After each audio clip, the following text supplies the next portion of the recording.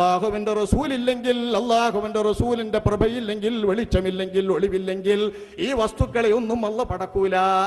അതുകൊണ്ടാണ് ചില കല്ലുകൾ പ്രവാചകത്വം കിട്ടുന്നതിന് മുൻപ് യാ റസൂലല്ലാഹ് അസ്സലാമു അലൈക യാ റസൂലല്ലാഹ് എന്ന് പറഞ്ഞത്.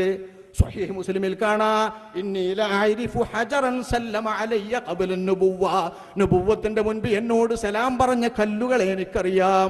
യാ റസൂലല്ലാഹ് എന്നും പറഞ്ഞ് കല്ലുകൾ സലാം പറഞ്ഞത്.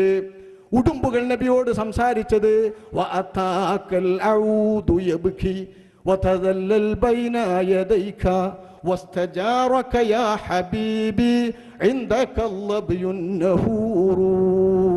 ഒട്ടകം അല്ലാഹുവിന്റെ റസൂലിന്റെ മുമ്പിൽ വന്നിട്ട് സലാം പറഞ്ഞുകൊണ്ടാണ് സംസാരിച്ചു തുടങ്ങുന്നത്.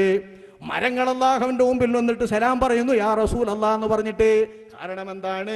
ഉർസിലൈഹാ, അവകളിലേക്കൊക്കെ അല്ലാഹുവിന്റെ റസൂൽ അയക്കപ്പെട്ടിരിക്കുന്നു. വഉർസിൽതു ഇലൽ ഖൽഖി